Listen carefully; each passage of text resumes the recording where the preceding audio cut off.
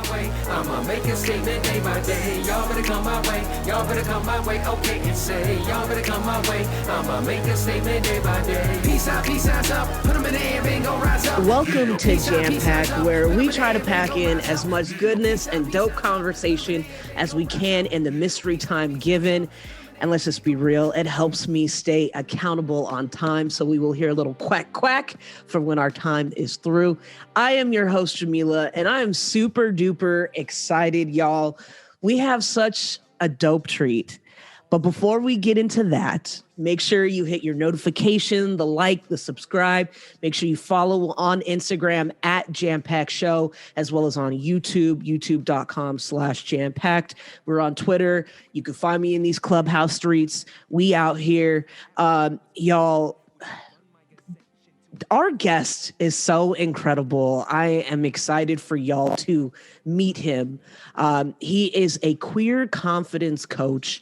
After hitting rock bottom with his depression in 2017, he went on a search to find out what made people confident. After taking several years to work on his own confidence, he now helps others in the LGBTQIA plus community become confident through his proven process. He is so committed to being the queer confidence coach that he is also the host and the creator of the Queer Confidence podcast. Yes, there is a podcast to go with what you are going to learn. It is an incredible podcast, which is the only podcast that teaches LGBTQIA plus proven people a proven process to become confident. He combines his own story of overcoming insecurity, people pleasing, and severe depression with the practical tools you need in order to do the same. You're going to surprise yourself with your new confidence when you apply these lessons to your own life. Make sure you visit his website. His information will be in the show notes. Y'all, he went from ultra insecure to truly confident. Now he helps others do the same. Joining us from Maryland, folks, I bring to y'all Coach Alex Ray. Woo!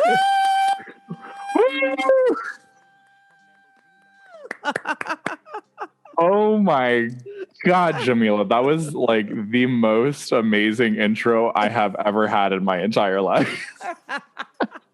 You are Can you too just sweet. be like my hype person everywhere? I'm here. Just let me know. I'm here. Just let me know. Yeah, thank you so much for joining us. Like, this is wow. I'm really excited for people to learn about you and your journey and really how you, I want to say, made it to the other side. Made it through these journeys, these challenges that you had, and I'm really excited that you're here and to talk about it. And I'm super stoked. So thank you for joining us today. Of course, I'm really excited to be here. Absolutely. And I see Gideon. Is that Gideon in the back? Yes, it's Gideon in the background. I'm trying to do my deep dive out here. You really know your shit. I'm trying to do my deep dive out here. But, you know, like, the crazy thing is, like, the more and more I do this, the more I'm like, wow, I sound kind of like a creeper, like just a stalker. Like, oh, is that Gideon back there? You know, like, with I'm the like eyes actually all very big. impressed. I wasn't going the route of stalker, but you know, if you want to. It felt very stalkerish mentioning your dog's name, and we haven't ever formally met. Right. Oh my so goodness. funny. It's like, you know, because I really don't know how someone would feel. Be like, is that Zora in the background? I mean, I've heard her barking through your episodes and seen her in the background. And I'll just have to make sure I tip someone off for your next episode. Right? It's just a hot mess. I apologize for the creeper undertones of it. I love it. Before I get carried away, your drink of choice, as I look at my beer, your drink of choice is grapefruit soda, which actually sounded super delightful because it's the exclusive brand from Trader Joe's. Trader Joe's, so fancy. And yeah, I did not have time to go to Trader Joe's today. You were smart. You went last night. Yeah. And the fucked up part is I did go to Trader Joe's yesterday and I totally forgot to get the drink. Damn it. Listen, I'm out here telling truths. That's my truth. I love it. The honesty. Right. It's fucked up, but it's my honesty. It's my truth. Yes. So I figured I would give it a California twist with some 805 beer brewed in the 805 of California for y'all California folks out there. So I've got the beer, you got the grapefruit soda. Me too.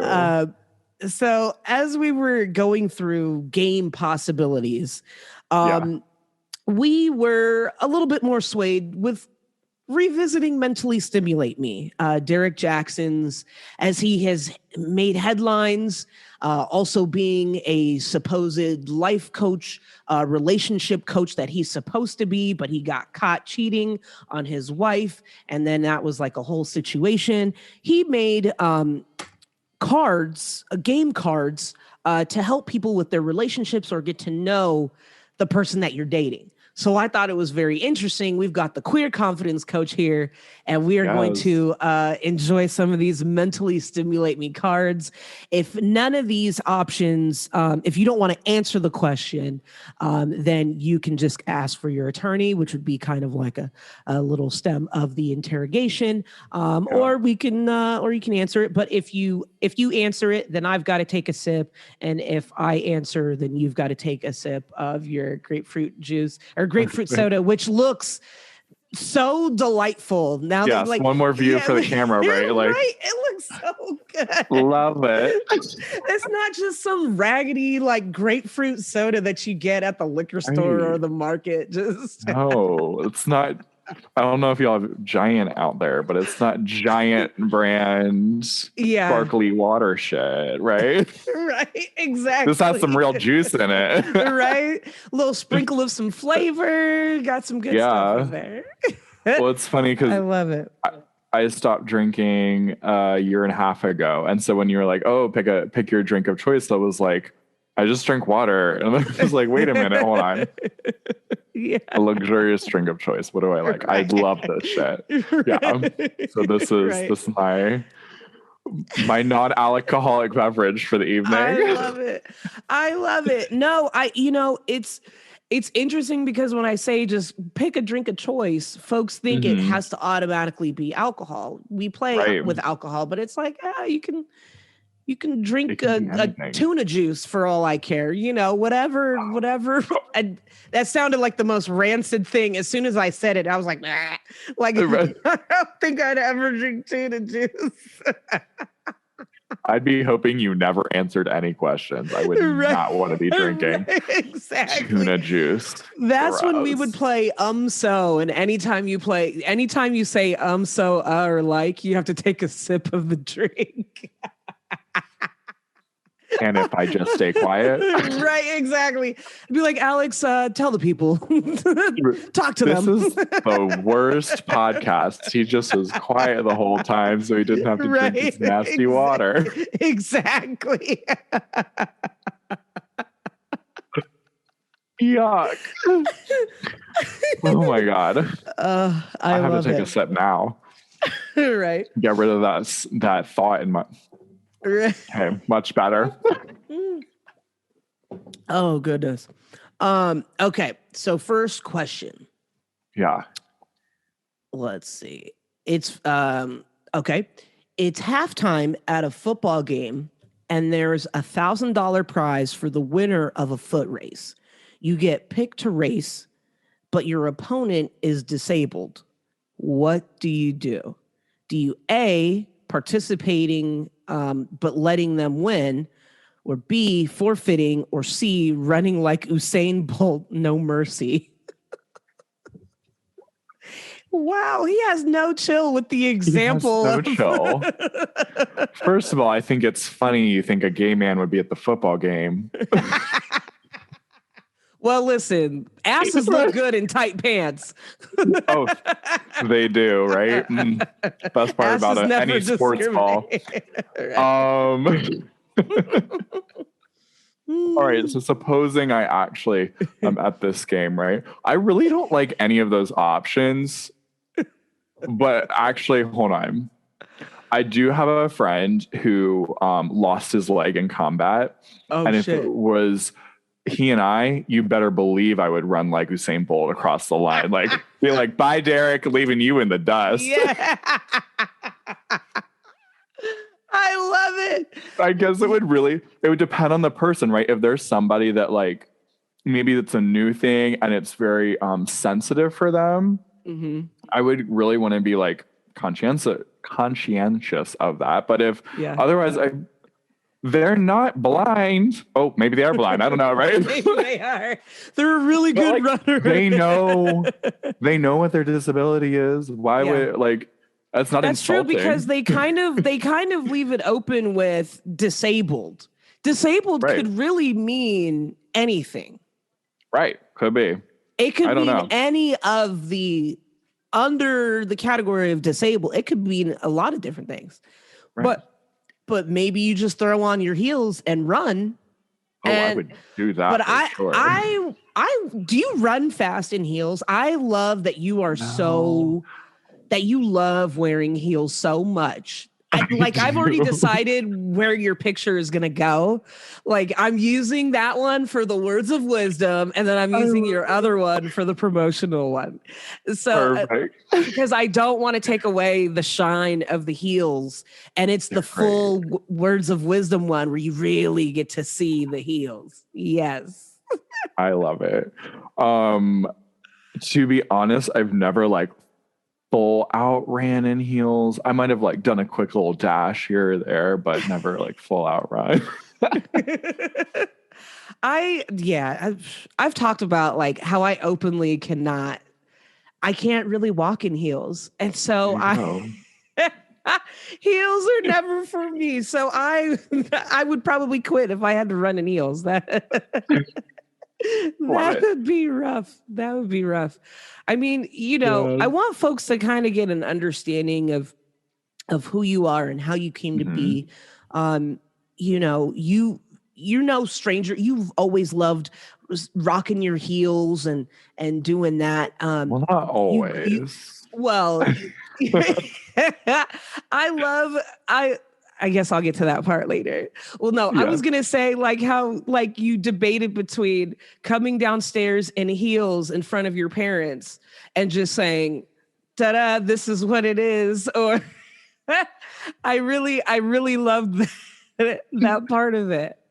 But growing up in a very conservative Christian home, you realize that 10, 13-ish, that you were different and that you liked boys.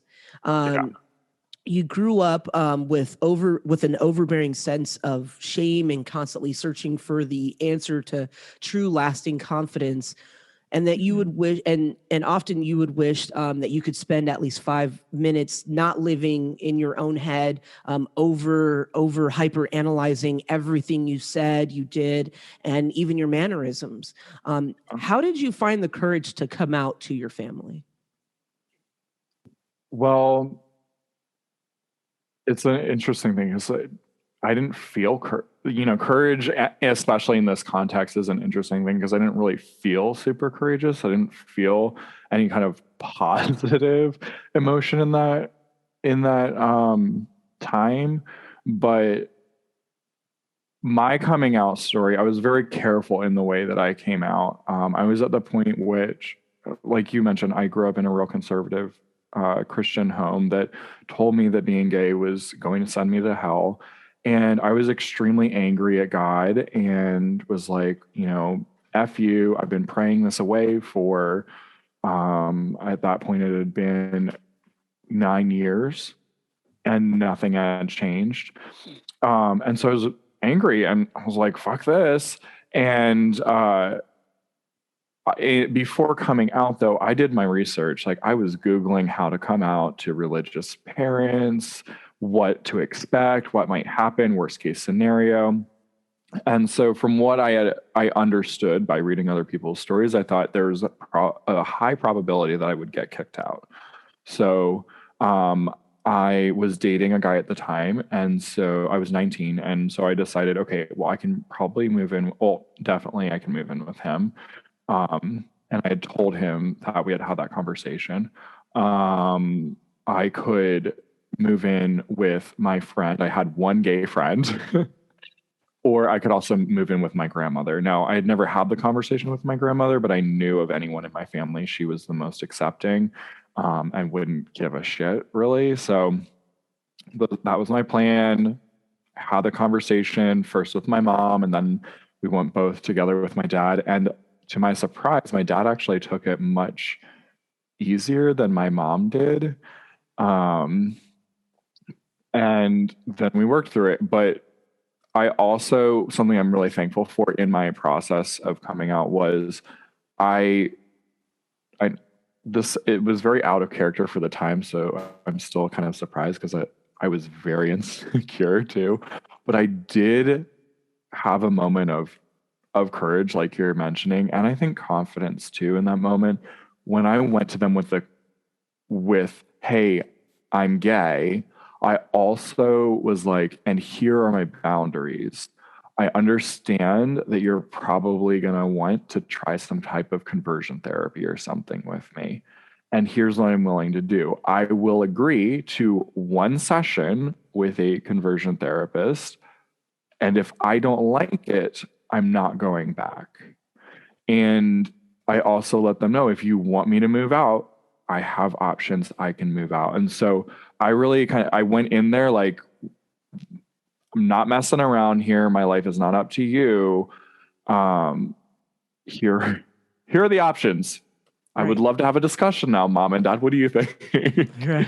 And we did do that one session. Of course, I did not like it at all.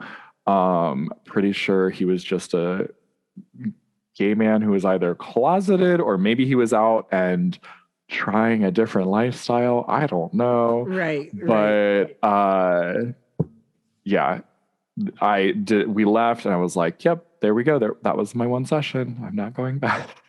Right. And they ultimately they did not ever kick me out of the house, which was a surprise, and I'm very thankful for too. Yeah. In that moment, like when they had decided, I have so many questions that like just hit me all at once.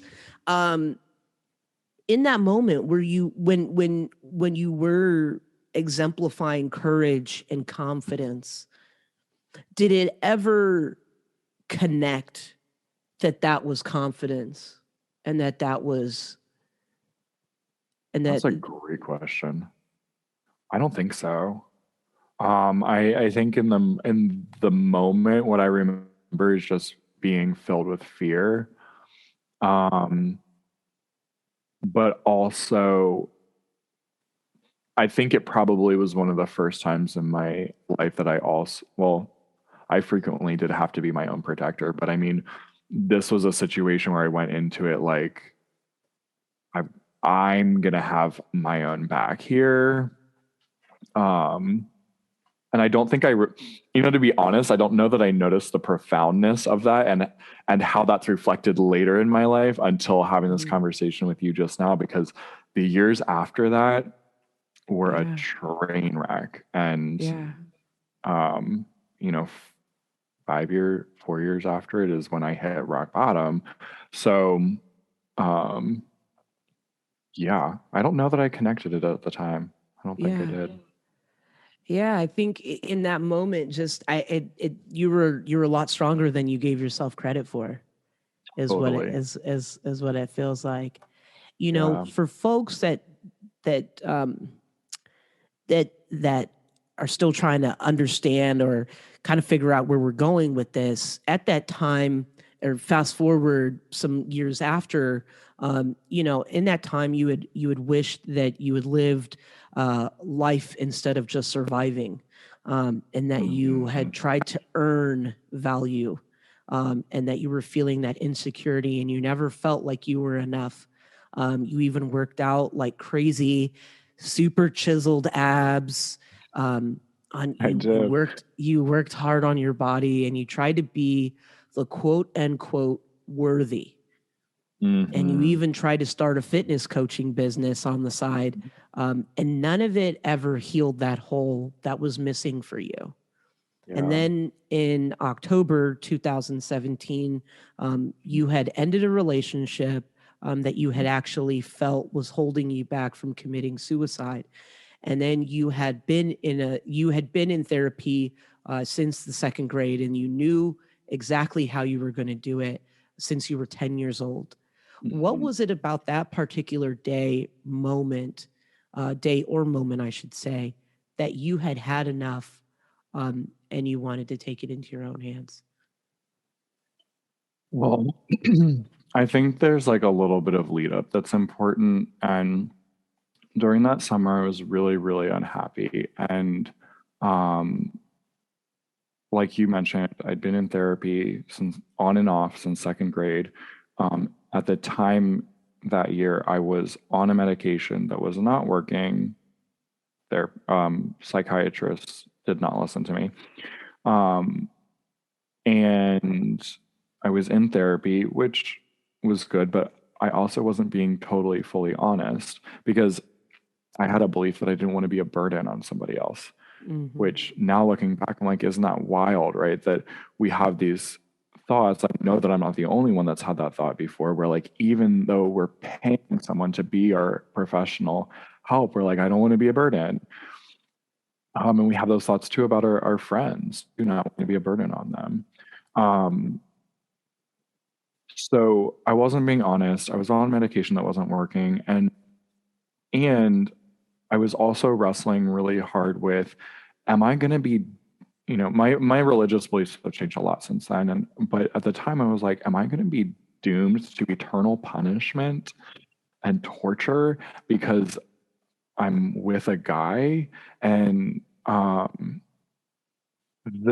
loneliness of facing a decision of, am I going to be single and celibate and then go to heaven, or do I sacrifice, you know, the next 80 or 90, or, you know, my mind at the time it was like, hopefully not that long, with a life that's really lonely here in order to not be eternally punished.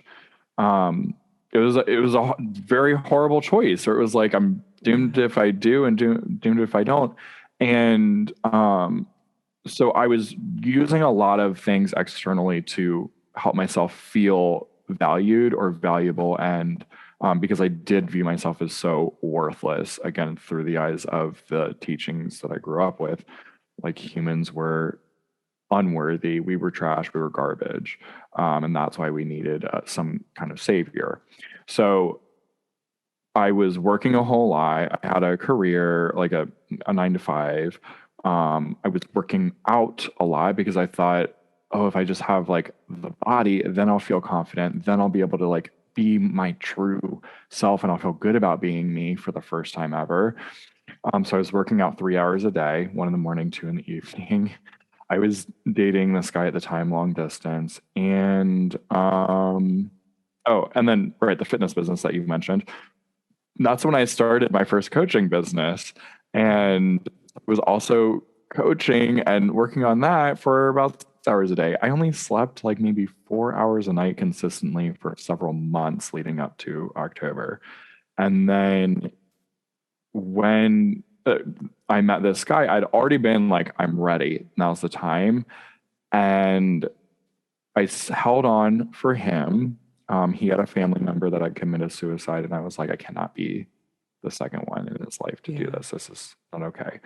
And so when we broke up a few months later, it wasn't that long of a relationship, but I was like, oh, I don't have to hold on anymore. Yeah. I can finally do what I've been wanting to do and been thinking about and pondering forever. So that was like the last final straw, and I don't blame him at all. That was my choice, and I'd been contemplating it forever. So, yeah, that's the like leading up to it. Yeah.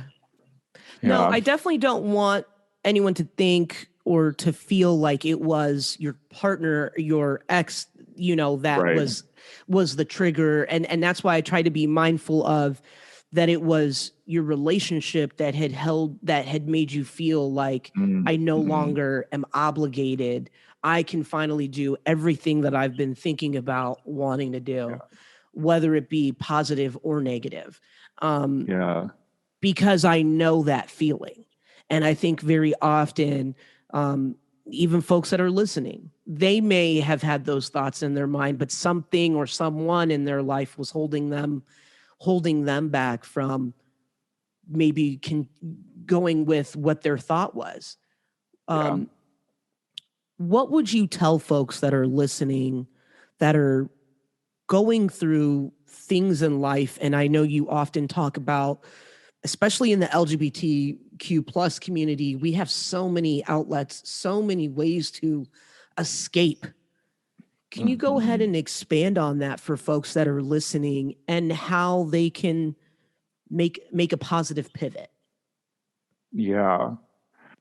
So I like what you said a moment ago about like the relationship, and that was the thing that was holding me on, because it helping me hold on, because it really was, right? And I said that at the time, and even in my suicide note, I wrote in there like, don't blame him. This is on. He gave me a few extra months of life, and because I was using the relationship as a purpose, it gave me some life purpose. And I think about kind of like if somebody got a real horrible wound and it's infected, but like you stitch it back up, like, okay, great. The stitches are holding things together for now.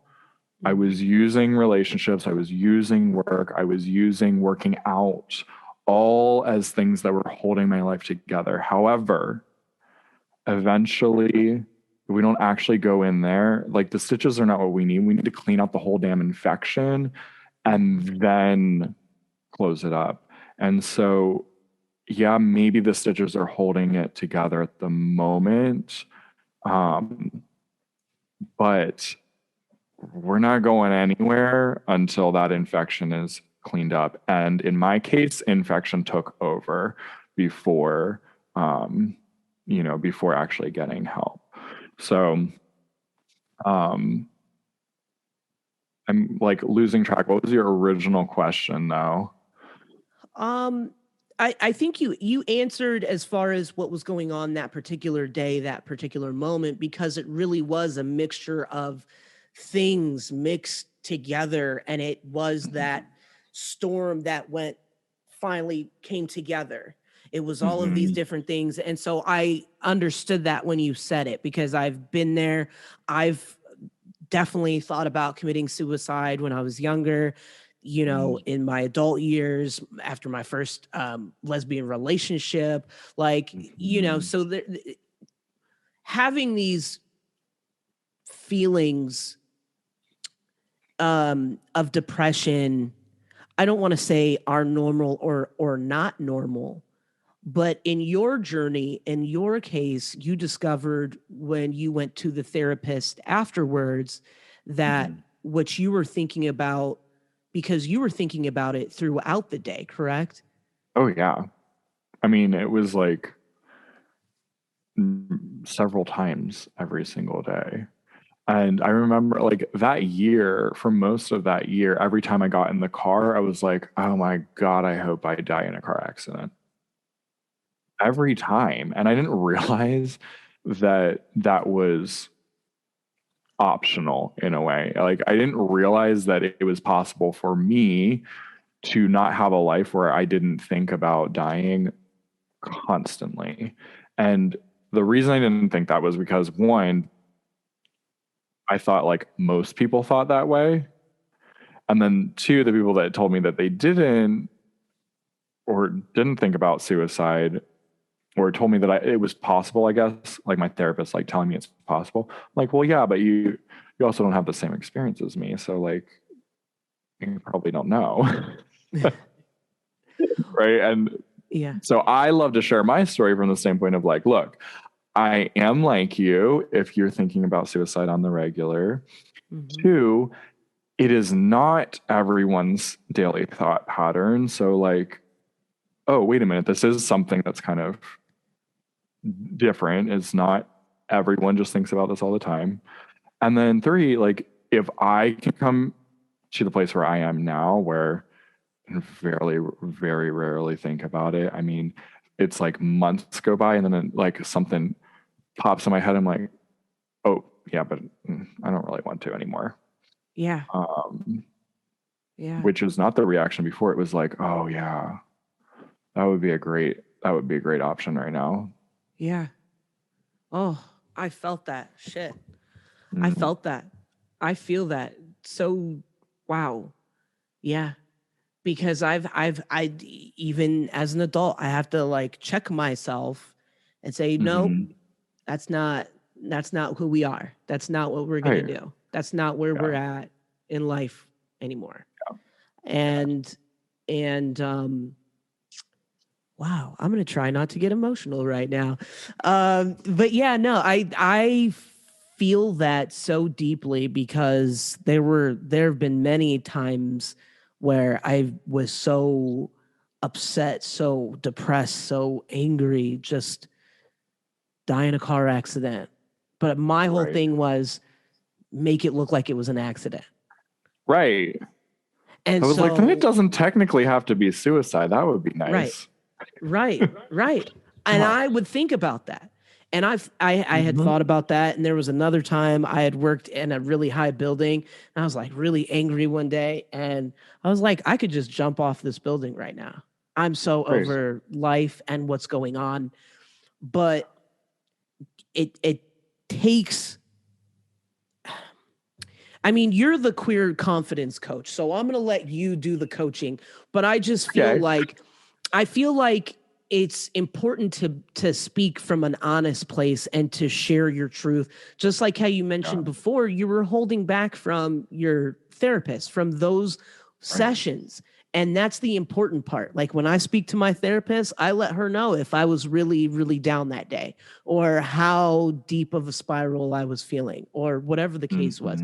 I think it is important to have a therapist, but I think it's also like in another episode we had, that it's important to have a therapist that's not going to gaslight you.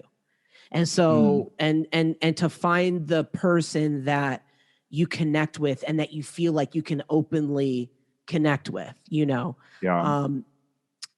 And I love the pivot, the full pivot of hitting rock bottom, going to therapy, having that moment of, I'm going to be a queer confidence coach, which initially started as a bravery coach, correct? Yeah. So I did like the fitness for several years, always knowing that I wanted to help people more with the mental side. So that's when I was working on fitness and nutrition. Like I was like, yeah, here's your plan, but like, let's talk about why you're not doing it. Cause that's where the meat is. Like, that's the gold.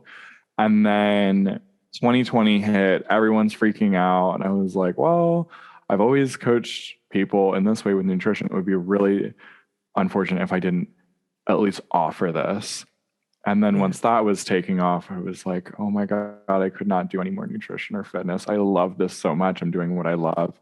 And then you're right. Then this year in January, I clarified. It was like, okay, I've got enough experience under the belt. I know the process. Like I feel very clear about it.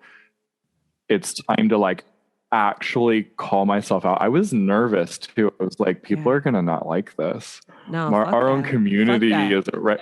Fuck that. If anybody has a problem with Coach Alex, come find me. Come find me. There you go. Your confidence coach. Send them your way. You know, because I feel like our journeys of what we go through, whether it be our coming out, coming in journeys, our depressions of mental health and depression, all of these pieces are helping for the bigger plan, the bigger movement, and where you are in that bigger movement. And it took me some time to realize that. And like, you are that. There were things that happened in life, and we needed you. We need you. We need you now more than ever, especially with folks now kind of slowly getting reacquainted with reality post-pandemic. And now I feel like, you know, even when in the pandemic, mental health was what's the word that I'm looking for? Mental health was, you really had to sit with yourself. High priority. Yeah. You really had to sit with yourself, and it became a higher priority. And I know that therapists were, that business was booming because they could do sessions virtually, and people really needed to tend to their mental health. But I think now is another phase of mental health that folks need to be mindful of, because now you've been indoors all year long, all year and a half, 2 years long, and now you have to re-socialize with people. I like kind of freak out when I go to the store. I'm like, whoa, I gotta like figure this out. If my AirPods are dead, this is gonna be a rough grocery store trip, you know? But what was that moment for you? Was it seeing that there was a need in the LGBTQ community, that we need that queer confidence coaching? So it started way before. I was like 13 when I knew, like, in my soul what I really wanted to do. And what I really wanted to do was to help people live better somehow by like changing their thoughts. I wanted to help people like themselves better, love themselves, to feel confident. And I think the reason that I wanted to do that was because I struggled with it so hard. And I was like, I'm going to figure this out, and I want to help other people do the same thing. And I've also always enjoyed like cheering on the underdog and like hyping up the underserved. So then like I had this thought, you know, for a while of like helping the queer community. And I was like, I think that's really who I really want to help. I want to help my people live better and live more freely and live more authentically and be themselves. But I needed to go on my journey first before I was ready to help anyone else. And then it's funny because last year, like throughout the year, as soon as I started offering coaching under the Brave label, I was like, I know what I really want to do, but I'm not going to do it yet. I'm not ready. So I didn't. I spoke to everyone and anyone instead of being direct with our community. And then by November, I was like, Alex, what the hell? You know exactly who you want to serve. LGBTQIA plus people. And you know exactly how you want to serve them. You want to help them love being their authentic self. You want to help them become confident.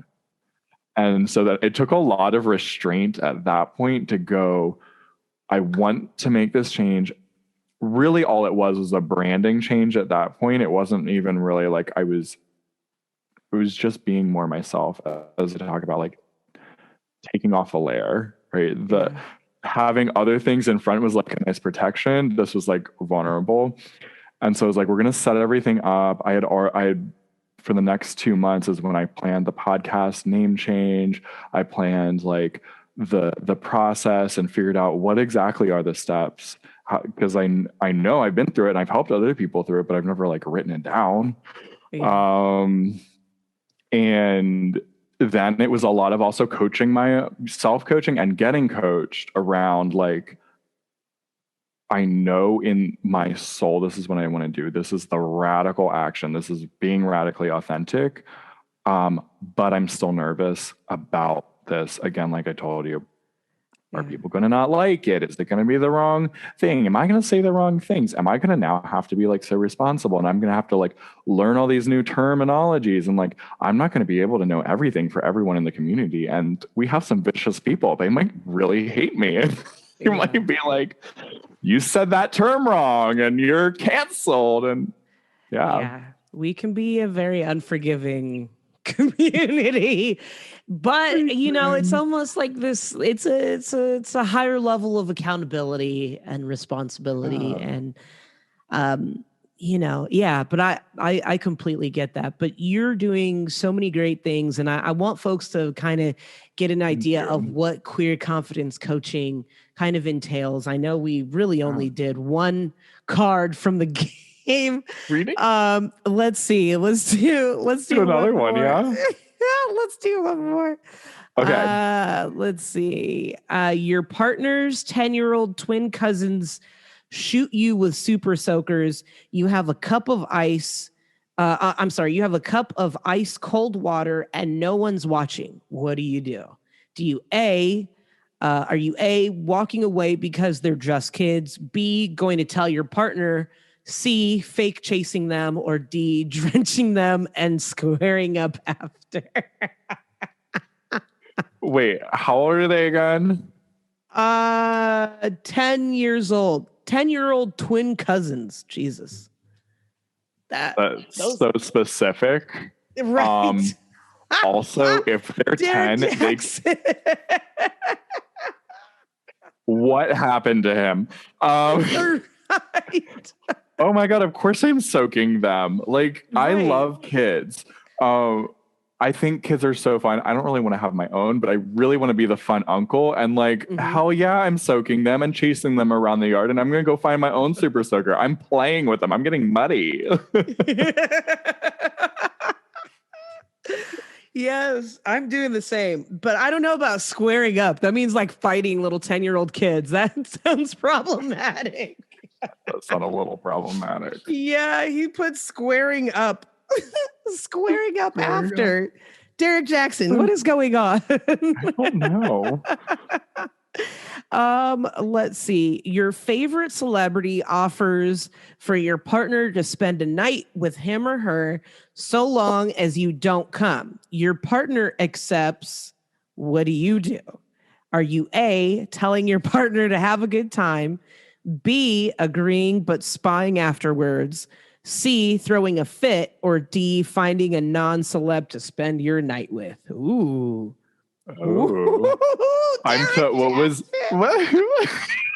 That's what he did, right? Right. The truth comes out. We know. Right, the truth. What was option A again? Action A is telling your partner to have a good time. Oh, that would totally be me. Mm-hmm. Yeah. Me too. I'm like, oh my God. Yes. Go have the time of your fucking life. Also, I want to hear all the details after. Right. What was it I want to know all about it. And I just need you to know that Alicia Keys is still my number one. Right. So don't. I'm jealous that you got to go have that time. Right, exactly. Like shit. I'm putting I need a coupon because I'm gonna cash this shit in for my turn. So right. I hope you had a good time. But wow, finding a non-celeb to spend your night with. That sounds problematic. I mean, that's like what kind of do you have moments like that with folks like your clients? I know you can't speak to anyone's specificity, but do you have moments like that where you're like, you have to almost help them as well with relationship advice? Because confidence is sprinkled throughout their everyday life and everything that they do. What is kind of like the wildest moment or question that you've had in regards to like relationship questions? The wildest relationship question? Oh, I don't know. I don't think any like relationship questions that I've had have been like real wild or spicy. Yeah.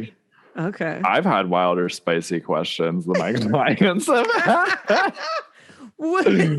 I've had like weird rendezvous, like not to give away all the details in this podcast. I'm not sure how graphic we want to get. Let's get like, graphic. Let's do it. Totally hooked up with somebody in his shed at 3 p.m. on a Thursday. Yes. And I was like, as I'm laying my jacket on the lawnmower, I was like, this is how did we get here, Alex? Right. What head were we thinking with? Right. And We'll take the dick for 10,000, Alex.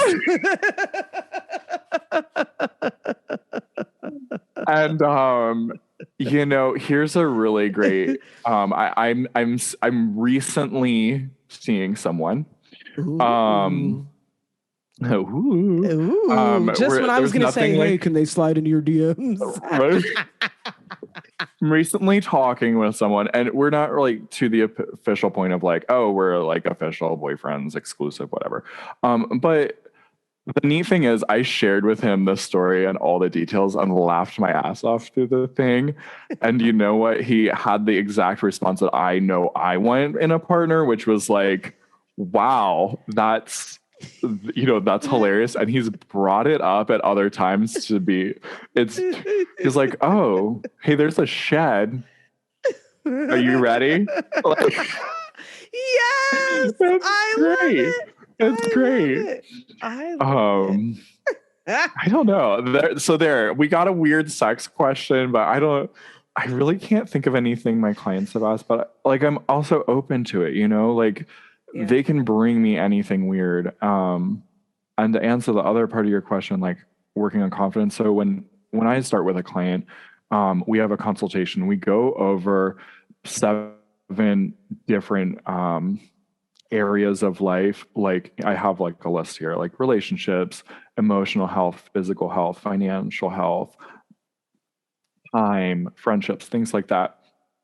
And we're looking at like, how confident do you feel in these areas on a scale of 1 to 10? And then we're talking about what it takes to bring it all the way to a 10. And then that sets the stage for our time together. That sets the stage for our coaching, because yes, I'm going to teach you the methods. I'm going to teach you how to get there, but we're going to actually apply it directly to the areas of your life that are important to you. So I love that. Yeah. And for folks listening, make sure that you check out Alex's podcast, because he also talks about his coaching steps. I do. And I don't want to give away too much, because they still need to pay you for your services out here with all the great work that you're doing. But can you drop some gems on them with your coaching steps? I would love to. Yeah. I would love to. And here's the thing too, I have no fear about giving things away for free, because here's the difference, right? Yeah, I give away like so much information on the podcast and my Instagram. Like those are the 2 places it's just pouring out. The reason someone's going to work with me is because they're like, hey, I need help like actually applying this, which is exactly why I have my own coach for business, because like, yeah, I learned a shit ton from her on her podcast, her Instagram and everything. I started applying them. I was getting results and I was like, yeah, but I actually need to like apply it in a way that goes past my comfort level. And I needed that other person to be able to help me do that. So yeah, here's some gems. Okay. So confidence is really, really simple. Confidence is just developed through 3 steps. That's it. Okay. So like, don't have to like overcomplicate this at all. It's first a willing to be uncomfortable. Or willingness. Can I speak? Willingness to be uncomfortable. That's where it starts. Then going and taking action towards the discomfort. And the 3rd step is having your own back. And that's where a lot of us too in the queer community really struggle, because we are so used to being under attack that when we hear have your own back, oftentimes we go then automatically to the defense. And defensiveness is not confidence. Defensiveness is born out of a place of insecurity and fear. So when we talk about having your own back, it's really much more, hey, I know exactly who I am. I'm calm with who I am. And even if somebody's offering an opinion to me, it's just an opinion. If they're offering feedback to me or advice, it's their opinion. But the difference is when we're insecure, we're looking for other people to validate us.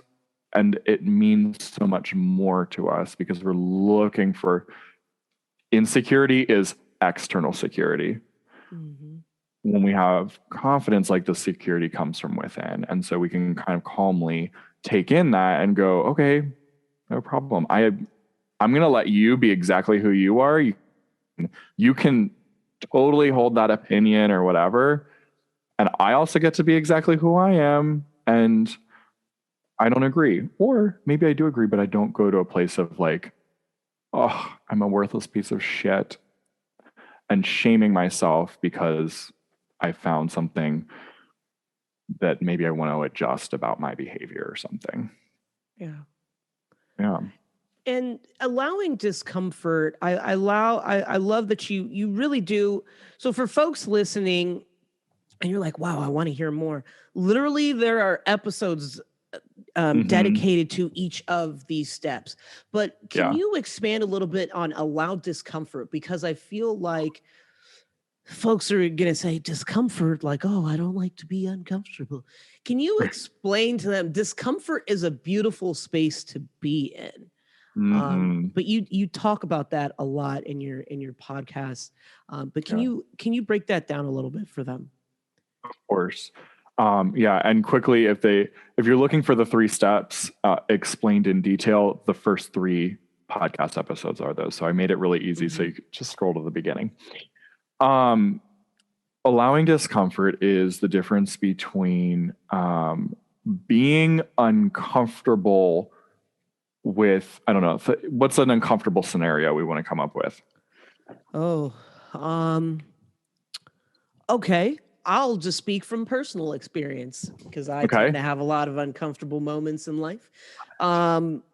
So when you speak of, religion, all that stuff, with my wife's mom, she made it very clear that she didn't want to be a part of the wedding, didn't want to be a part of life, basically. I mean, she wants to be a part of our life, but she didn't go to the wedding. So we were just, that was like the biggest FU you could ever do. Right. And so she said she wasn't going to do it based off of religious reasons. So a discomfort now is when I have to be around her. It's like, okay, let's breathe and count to 10 and get through this. But it's a discomfort. And, usually we're with our son, and that's still his grandmother. So I try to be respectful of all of that. And for one day for her to actually be a good mom to my wife. But I digress. But that would be a discomfort that regularly rears its ass in my life. I love it. What a perfect one. Okay. So there's the discomfort of like being in the presence of somebody that maybe doesn't approve of who you are and has opinions about your, I don't know, spiritual state, right? Let's just like guess a couple things here. Are these accurate? The spiritual space. I mean, we're her reasoning is just based because she thinks that we're going to hell. That's really all it is. Like, we have not changed as people. But yes, that's. So there's a discomfort of being like in the presence of someone like that. But then when the thing that we do as humans that makes it so much more uncomfortable than it has to be is when we're like, she's not supposed to be like that. She should be so much kinder. She should be accepting. She should support her daughter. She should have gone to the wedding. Every time we're saying it should be different than it is, we automatically make our suffering so much worse. Versus allowing the discomfort is like, this is exactly who she is. And I know that when I go over there, I'm uncomfortable. And it makes sense that I'm uncomfortable. And I'm signing up for it. Like, I'm willing to go do it. Or also, like, sometimes I'm sure you're like, I'm actually not willing to go do this today. don't have the energy for it. I don't want to. But when you are, the decision is, I'm willing to be uncomfortable and not making it a problem that it's uncomfortable or like I have to solve it and fix it. Yeah, I mean, and I think that, you touched on so many different things. I'm like, we're going to have you come back for like a after dark because this is getting good. But yeah, when you were saying, oh, maybe you don't, the interesting thing is I immediately thought of, as much as I try my best to set boundaries, when it comes to family, whether I want to be around them or not, most of the time I will try to be uncomfortable, experience that discomfort, and try to get through it, and try not to think about how fucked up of a person they are. And that, because I know, just like you were saying, the more you think about it, the more you really stress yourself out. I just try not to process it or try not to think about it so that I just do it, because I know if I think about it, I'd be like, fuck this. I don't want to do this. Fuck this. Yeah. But wow, this has been so amazing. Before we get out of here, I guess this has become one of my staple questions as we wrap before we get to the other question. But what would you're like, ooh, ominous. Ooh. But what would the Coach Alex now tell the young Alex at 10, 13, growing up, trying to find their way?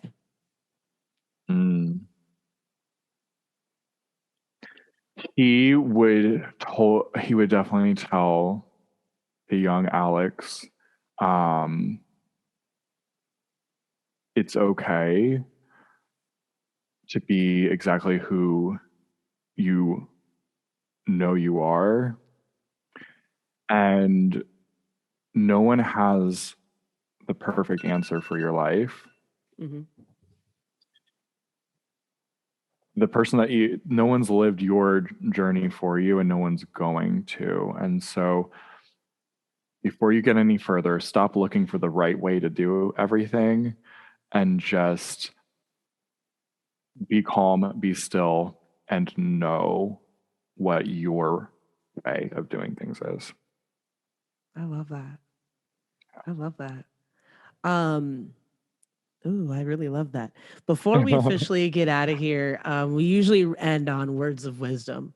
What would be your words of wisdom for people, no matter what they're going through? What's something that would be your words of wisdom for the folks out there? So the first one, like, we'll see how it lands. And that's just that there is a lesson in everything if you choose to search for one. It really is optional. Do you want to go through this and come out fucked up and destroyed on the other side? Or do you want to go through this, come out fucked up and destroyed on the other side, but with, a new perspective, new wisdom, or new lesson learned? It always is up to us to decide, do I want to somehow grow stronger through this or not? And I get it in the darkest of times. Like, it's like, are you kidding me, Alex? I'm just trying to survive right now. And that might be okay. And maybe your growth right now in that moment is allowing it to be okay for you to just focus on surviving and not thinking that you should be doing something more. I love that. I love that. My words of wisdom will be from, I think, what your journey has taught me and reiterated to me is don't be afraid to own your truth. Yeah. Don't be afraid of your truth. Own it. Throw it on a mantle. Let the world know your truth, because you really never know who you're helping, Yeah. and B, you never know how you're going to internally progress yourself. So I feel like owning your truth, whether for the better or worse, is really an internal stimulation of progression and, you know, progressing that evolution of self. I feel like, yeah, I think that would be my words of wisdom. This has been awesome. How can folks get in touch with you, reach you? It'll be in the show notes, but for folks that they're like, I need it right now. What is it? I'm going to hit you up right now. The two best places to find me are Instagram, Coach Alex Ray, or go to my website, coachalexray.com, and you'll get a link for, you can find me then on Facebook or my podcast as well. I love it. Yeah. And you can reach us at Jampacked Show. We're also on YouTube, youtube.com/jampacked. Make sure you hit us up, reach out, leave a message on the phone line. The phone line is still available. If y'all want to leave a crazy ass message, follow, subscribe, leave whatever comments you want to leave. I'll play it on the show. Let's do it. I'm officially on Discord now, so come find me there. We can have a really big group chat. That'll be fun. Listen, y'all, we drop in episodes every Wednesday morning out here, and every episode has a blog. So if you want more info, more details, there is a blog link where you can specifically find each guest and all of the fun behind the scenes or whatever the case is. All of that goodness is on the blog. It's called Jam in Thought, and that's thought, THOT, because we still thoughting out here,